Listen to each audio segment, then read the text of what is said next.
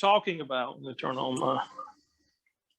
We're going to start off tonight, as I said, a very, very brief and very broad overview of 1865 in Bentonville. So, for those who may not have been to Bentonville, for those who never heard the Battle of Bentonville, Bentonville is the last major battle of the war. It was the largest battle ever fought in North Carolina. We have Sherman versus Johnston. We'll discuss that a bit more here in a second. The battlefield is 6,000 acres. I'm sure most of us in here have been to Gettysburg. Gettysburg is roughly 6,400 acres. So for us at Bentonville, Gettysburg is the Bentonville of the North, as we like to say. Yeah, so it's a very large battlefield. Most visitors who come to Bentonville, when you come to the visitor center, they think this is where they fought. They fought in these hayfields around the visitor center. It's very surprising to learn. It's a very large battlefield. As I said, roughly 6,000 acres. By day 2 and day 3, we have 80,000 men engaged at Bentonville. We'll discuss the days here coming up. For total casualties, around 4,200. Majority of those being Confederate, as they were on the aggression here. We have Bentonville. The campaign of 1865 pretty much have 4 main battles where the Confederates are on the attack. The last one of those is going to be here at Bentonville, day 1 of Bentonville. So the Union Army, as I said, this is Sherman versus Johnston. You have Sherman, roughly 60,000 men traveling through North Carolina. 1865, you have Sherman's armies. It's composed of 2 wings, a left wing and a right wing. Right wing is going to be your 15th and 17th Army Corps. Left wing is going to be 14th and 20th Corps. You're going to have Justin Kilpatrick's cavalry, just over 4,000. Just for mathematics, 60,000 men coming to Bentonville. So who's waiting for Sherman's army? It's going to be General Johnston. General Johnston is now placed back in command. When Sherman hears that Johnston is placed back in command, overall command of the new, what Johnston calls Army of the South, Sherman knows that Johnston is going to fight him. He knows Johnston is going to put up a stand somewhere. He just doesn't quite realize it's going to be Bentonville. This plays into Johnston's favor, which we'll see on the slides coming up. So Johnston's army is a bit more of a hodgepodge of forces. When Johnston's placed in command, what he's going to do is he's going to drop a pin in Smithfield. He's going to start drawing everyone in. He's drawing in the Army of Tennessee, the remnant of the Army of Tennessee from the west. He's got Bragg's Department of North Carolina. They're coming in from the coast. He's got Hardy's Corps coming up from the south. And he's got Hampton's cavalry. All of those branches combined give him a total force of 20,000 men. So we kind of have the stage set for Bentonville, 1865, very brief setup. So now we're going to look at how that ties into 2021. As I said, the battlefield itself is 6,000 acres. Today, the state owns over 2,000 acres of that battlefield. Majority of that is thanks to the American Battlefield Trust. If you've seen flyers, they mail out flyers for property, for tracts at Bentonville. Of the 2,000 acres, roughly 1,800 of that has been purchased by the American Battlefield Trust. To see these 2,000 acres, we have a 10-mile driving tour. We have 8 tour stops, 5 miles of walking trails, 3 miles of original earthworks, all of which is on the Mountains to Sea Trail. So for those who never heard of the Mountains to Sea Trail, it crosses the entire state from the mountains to the sea. So just a very brief breakdown of acres, new acres that are coming into Bentonville. 2019, 2020, we had 9 acres. This is new battlefield. This is new acres acquired by the Battlefield Trust. 2021, roughly 25 acres for this year. For 2022, we're going to see we have 200 plus acres. Right now, we have about 260 acres. Some of that's going to depend on what happens with the budget, which is always an ongoing process. But as you can see at Bentonville, Bentonville is growing. We're one of the few Civil War battlefields that we are growing exponentially year after year after year. For those who have been to Bentonville 10 years ago, 5 years ago, or a year ago, or 3 years ago when Donnie was there. I always say Donnie's the previous manager. His goal was to get the acres. He got over those 2,000 acres were acquired by Donnie. Now it's our job to open up these acres and continue acquiring more property as we can. All this translates into new growth. That's why these new acres, our new walking trail that we have, the walking trail here, the 5 miles of walking trail, that was opened in March of 2020. All of that is about new possibilities. So on that note of new possibilities and new properties, I want to talk about 2 new tour stops in Bentonville. So for those that have been to Bentonville, or those that are thinking about going to Bentonville, the first new tour stop is going to be this property here. As I see, I have it red. So this map can be a bit confusing. The maps we have, unfortunately, are black and white. The dark ones, this is going to be the Union line. The gray is going to be the Confederate. So the property that we have here circled, this new tour stop, which is right here, this property closed yesterday, the American Battlefield Trust. So it actually worked out. This is perfect timing. This is day 1 at Bentonville. Bentonville is a 3-day fight. This is, for the most part, this is a snapshot view of Bentonville on the Morris Farm, pretty much at dusk on March of 19th. For those that have ever studied or looked at Bentonville, I can minimize. Hey, we minimize that bar on the right.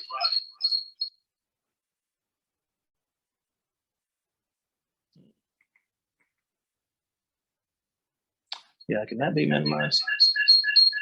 Perfect. For those who ever studied Bentonville, day 1, just a very brief overview of day 1 of Bentonville. You have Carlin's Division, 14th Corps.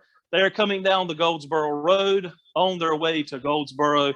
They have no idea that General Johnston has collected this Army of the South in Smithfield. They have moved south, and they have set up a trap here at Bentonville. That trap consists of 2 forces. It's going to be Hoke's Division, which are anchored here on the road, and if this map were extended, to be the Army of Tennessee going along this way. Now, at 2:45 on the 19th, the Army of Tennessee, they're going to emerge from their trenches, which are just off the map here. They are going to push the Carlin's Division, as it says here, out of action. It's a complete rout. You have the Army of Tennessee. At this point, maybe anywhere from probably 5,500 men.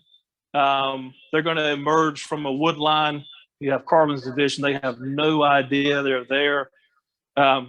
The first phase of Bentonville, sometimes called the Battle of Acorn Run, 14th Corps. There are Corps badges in Acorn. It's a complete rout. Your 14th Corps, they are driven down. All the federal forces are driven down. Carlin's Division, it's out of action. 20th Corps is called up just as fast as they can. So the Army of Tennessee, they're going to pause for a while right here. They're going to regroup. And while they regroup, now the cat's out of the bag. Johnson, the goal of day 1 is going to be your classic hammer and anvil tactic. The Army of Tennessee was going to be the hammer. Bragg is going to be the anvil. And as these first federal divisions come down the road, they are stacked up per division. So these first divisions come in. Johnson's force of 20,000 men, he has the numbers on day 1. As day 1 begins, Carlin's Division, they deploy. The Army of Tennessee, the hammer swings, it knocks them out of the way. Unfortunately, Bragg does what Bragg does. Bragg is going to delay, ask for reinforcements. Bragg eventually does unleash Hoke's Division about an hour after it's supposed to. Because of that, the anvil action of this doesn't match up with the hammer. So the first day's fight is in vain for Johnston. The goal, of course, being to destroy the left wing with this massive attack from the Army of Tennessee, reposition, and wait for the right wing to come onto the battlefield. So the Army of Tennessee, they have the last grand charge of the Army of Tennessee, so-called from the junior reserves who are here at Bentonville. The junior reserves are going to be positioned going up Devil's Racetrack Road. which is just here. They're going to see the Army of Tennessee emerge from their trench line. They're going to march right in front of them. These young boys are going to talk about seeing the Army of Tennessee, how close the battle flags are to each other. But it was such a scene to see these men. Officers are going to be mounted. This is the last grand charge of the once Grand Army of Tennessee, which is now roughly 5,000 men. As they sweep south, as I said, they're going to pause for a minute. It's a complete federal route. As they pause here, 20th Corps is going to be called up.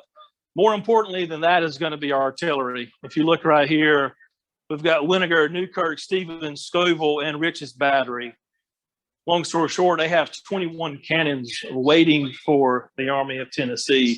Whereas when the last grand charge steps off, it is a complete federal route. Now the Federals have fell back. They know Johnson is here. They know what's going on. They've had time to respond. You've had Morgan's division. They're holding their own. Now they have time to reinforce right here. And that's just what they do. They fill the gap between the 82nd Illinois and the 143rd New York. They fill this entire gap with cannons. So as the Army of Tennessee, as they emerge from this wood line here, it is complete open field as far as you can see. So as these men emerge, for those that have been to the angle at Gettysburg, it's that same field of fire. There's nothing there. There was an observer just behind this federal line. It was a reporter with the New York Herald. He talks about this artillery line. It was firing as fast as clicks on a watch. So if you can imagine the second-hand clicking, that's how he describes how heavy and how intense this artillery barrage was. This Bates division, these men emerged from the wood line. That same reporter says they were silent as they came onto the field. This is at dusk, March 19th, the first day at Bentonville. These 21 cannons, as soon as these men emerged from the wood line, these 21 cannons open up, eventually hitting Bates division and Tolliver's division here with double canister as they get within in some cases, 30 yards of the actual guns. General Williams, who is in charge of 20th Corps, who was mounted just behind this line here, he talked about, and he said when the dust cleared from the dust kicked up by firing canister where once regiment stood, there's nothing. This ends the first day's fight here at Bentonville. So the Army of Tennessee, who began the day, this complete rout of Carlin's division, they emerge on the Morris farm right here. The accounts differ. Some say 3 charges. Some accounts say we had 5 charges. Some accounts even say 7 frontal assaults up against 21 cannons. Ultimately, Johnson is going to call them back, and they're going to reform their original trench line here. So this property that we've just acquired, which is here, the goal for this is to showcase this carnage. These federal batteries, they were actually stacking their rounds right beside the cannon. They were not back behind them. They had the rounds. They were dry stacking them on the ground right beside the cannons. You have the cannoneers. There was I think it was the 1st Ohio battery with Scoville right here. So they were firing 2 shots a minute. If you've ever gone to a reenactment or tried to fire a well-aimed shot, 2 shots a minute, you're moving just as fast as you can. And you imagine that times 21 guns. The whole idea behind this new tour stop is to showcase the carnage of the Morris farm. A lot of people, when they think of Bentonville, they think about the last grand charge of the Army of Tennessee. They think about Morgan's stand. But a lot of people forget, or they somehow overlook, Bates' attack here. And prior to Bates, as Bates' men were hunkered down here in the woodline, Tolliver's division, they made the same 3 to 5 charges. As they are pushed back, Bates is sent forward. So these men see what's in front of them. It's no surprise. These guys don't emerge from the woodline and say, oh, wow, there's cannons out here. They can hear them. They've seen the carnage as Tolliver's division is pushed back, and these guys step off. So for us, it's very exciting to showcase just the strength of what was thought of a thin Union line on the Morris farm. Johnson when Bates Division, their thinking is that all they had was Robinson holding this crossroads. They did not realize that all the artillery had been called up. But this tour stop gives us that chance to showcase that. Because for some people, again, this section of the battlefield can be overlooked. Long-term goal for this is we'll have parking. We'll have a walking trail that ties back into our 5 miles of walking trails, and the end result being to have a replica cannon for each of the 5 batteries. Because as you're coming down Harper House Road here today, it'd be nice for people to actually see where these batteries were, so you can have line of sight. If you come to Bentonville today, this field is open, this field is open. So it's the same view shed you had in 1865. You can come here today and you can actually go to the tour stop, which we have located right here. And you look to your right and you look to your left, and it's going to be open. That's the view shed that Bates men had when they emerged here and made that charge. So another stop we're talking about is the Flowers Crossroad. Excuse me. So day 1 here at Bentonville, you have Hoke's Division, Confederate line here, and you have the Army of Tennessee here. The Army of Tennessee, they are charged. They are sitting back to their trench line. We go to day 2 and day 3 of Bentonville. As the left wing, the 14th and 20th Corps are holding their own, Sherman is with the right wing. He turns the head of the column, and they are coming to Bentonville just as fast as they can. Johnson knows they're coming into the battlefield. So Hoke's Division, which was deployed here, they are swung back in a defensive position to await the arrival of the right wing. So this tour stop, this property here, we've had this property for some time, and our goal, we have a barn here. Our goal is to have a tour stop all about the arrival of the federal right wing. More importantly, is to have this arrival of the federal right wing to match up to a new tour stop, which will be just across Sam Howell Branch here, which is going to show Hoke's trenches for day 2 and day 3. We have some really good rifle pits just on the edge of the branch here. If you've ever done the driving tour at Bentonville, there's one key piece of interpretation missing, and that's day 2 and day 3 here at the battlefield. So we're very excited about having this new tour stop. So all of these tour stops, this new growth we've talked about, these new properties we've talked about, all of this is for nothing if we as historic site employees and public historians don't do what we're supposed to do. A very simple view of what public historians for historic sites, what we should do: preservation, interpretation, and education. These are very broad terms, and they can be discussed in a various number of ways. But for me, it's very simple. For preservation, increase access to the battlefield. Down here at the bottom, it says manager statement.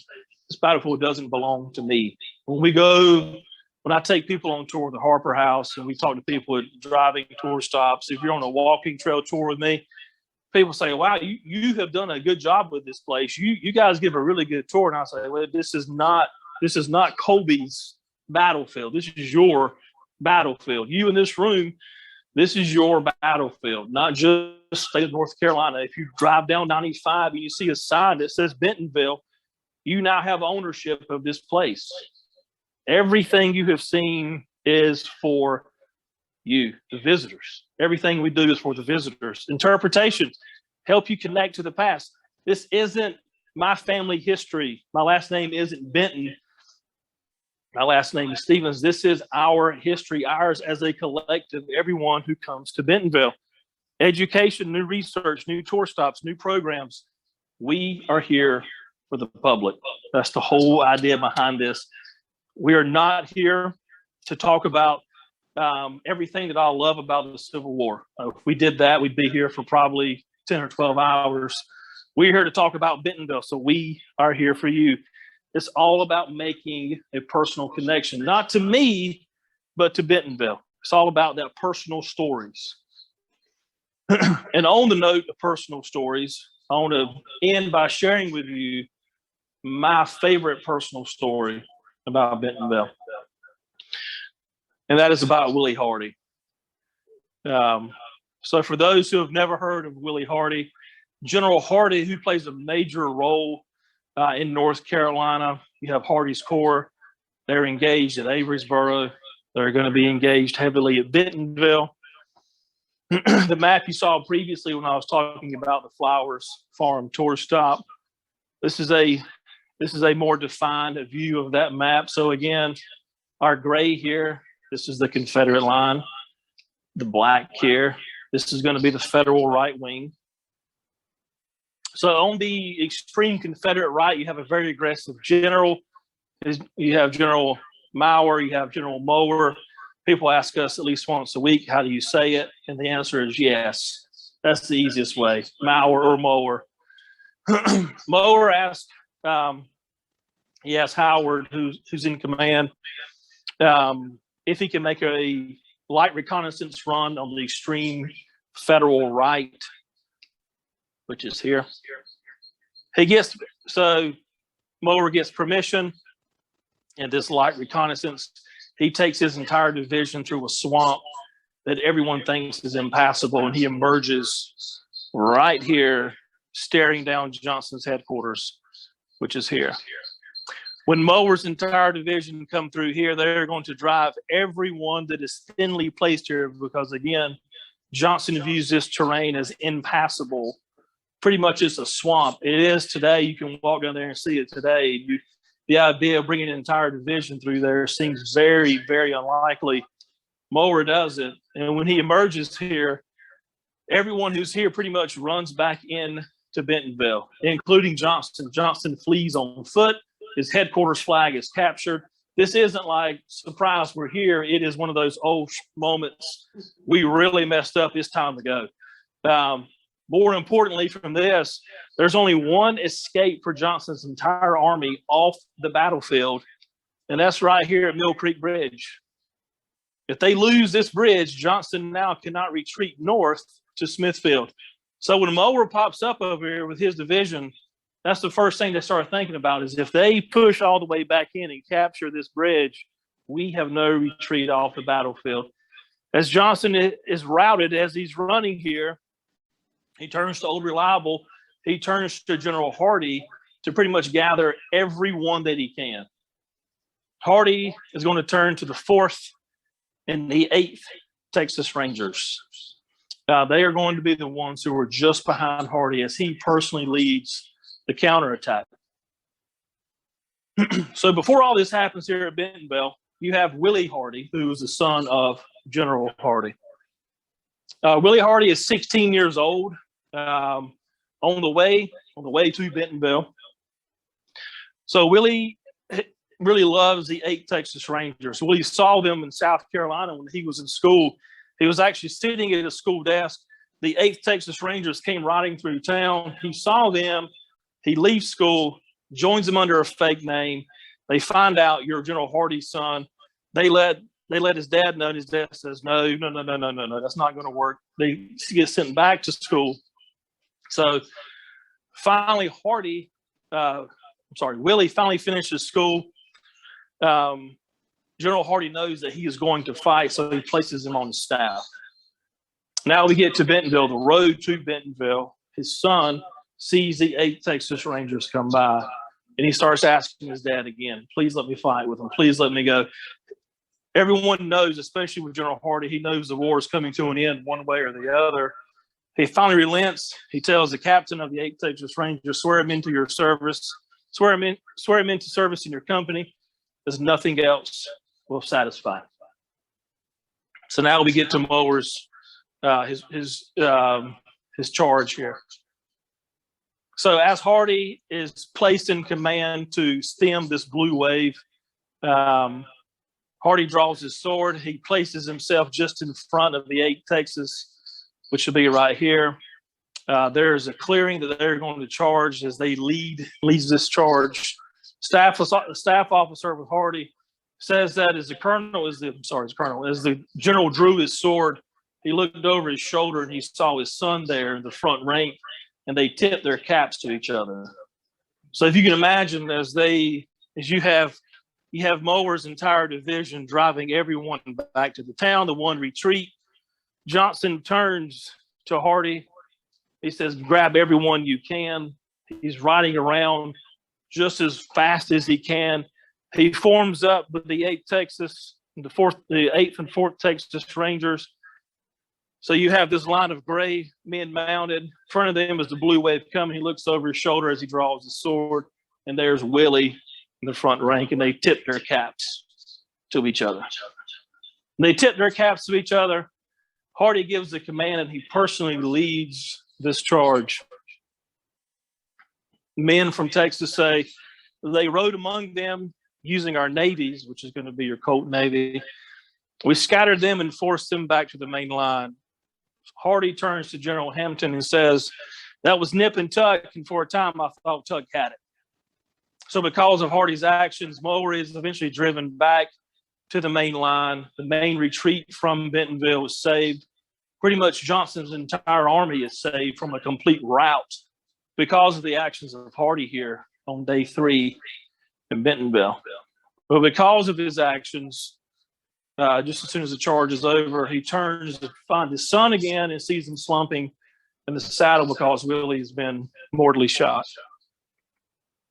Hardy, he has him transported. General Hardy has his son transported to his personal ambulance. He's evacuated off the field. He goes to Smithfield first. He eventually goes to Hillsborough, where Hardy's wife and daughter are, where he's going to die on March 23rd, just a month before Johnson is going to meet with Sherman to surrender at Bennett Place in Durham. Willie's buried, and on his tombstone, as you can see here, it says, Willie J. Hardy, Wheeler's Cavalry CSA, died of wounds received at Bentonville, March 23rd, 1865, aged 17. A staff officer with Hardy, who has been through some of the thick of it, says this is one of the most deplorable incidents of that bloody struggle, was Hardy's son dying just 1 month before Johnston meets with Sherman to surrender. So again, it's all about personal connections. Story of loss we just shared isn't independent to just Bentonville. It's repeated time and time across many battlefields. For the staff there at Bentonville, for us, Bentonville battlefield is more than a battlefield. You can view it simply as tactics, you can view it as maneuvers, or you can view it as a collection of personal stories, just like the one we shared. Everything we do new, these new tour stops, these new walking trails, new waysides. If we increase battlefield access, all of this is to showcase, to bring the visitor into these personal stories. As I say there, the job of historic sites is to connect the public to the story. You connect them to the past. And if you think about imparting, what are you going to remember 6 months from now? Are you going to remember that Bentonville we fought over 3 days? It was 6,000 acres, 80,000 men. You're going to think about Hoke's division. You're going to think about the 14th Corps, or you're going to think about 6 months from now that Willie Hardy died at Bentonville because he was right behind his dad when his dad was leading the charge there. And that's the goal of us at Bentonville. That's my goal as a manager of Bentonville, is that when visitors leave Bentonville battlefield, I hope they leave with a personal connection. I hope they leave with their own personal story, because if they do, then we as public historians, we've done our job. Just in parting, this is the flag of the 8th Texas Rangers. It says, "Patriotism leads me." So this is a flag that young Willie, being in the front rank, he would have seen here. He would have seen at Bentonville. All right, any questions? Yes. What was the strategic goal of Johnson? What did he hope to accomplish? What he'd hoped to do when Hampton chose the ground for Johnson, and what he'd hoped to do was, because of the ground, day one, the goal was to crush the entire federal left wing first, reposition, and then hopefully spring a trap on the Federal right wing. So that was what Johnston was really hoping to do. That was a very big hope, a very, very big hope.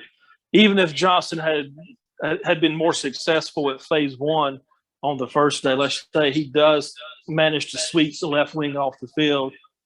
You know, you look at the men coming to Goldsboro, he's got 30,000 men waiting for him. So even if even if Johnston is somehow able to defeat one half of Sherman's army, he's got 30,000 men on the road already going to Goldsboro, waiting for him by the time he gets there. So in the end, it's not really going to matter. But Johnston, that was his goal. That was the goal. Because again, you think about day one at Bentonville, it's all about numbers. Johnston has 20,000 men. Sherman has 60,000 men. But Johnston, 20,000 are there. They are all stacked and they're waiting. So as each division, as each brigade is brought onto the field day one, he has the numbers. And if Bragg would have actually charged when he was supposed to, they may have been successful, at least in the morning of the first day. But by day two and day three, when the right wing comes in, I mean, the game is up. The game is up.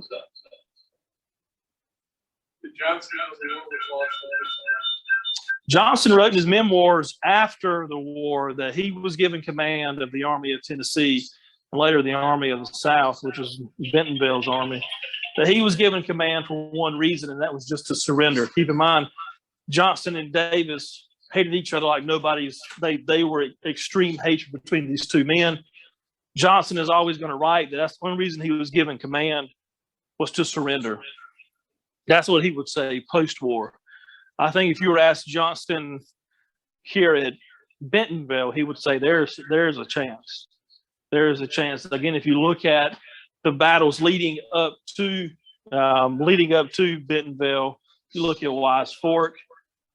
First day of Wise Fork, you have Confederates. You actually have Bragg. He's on the aggression.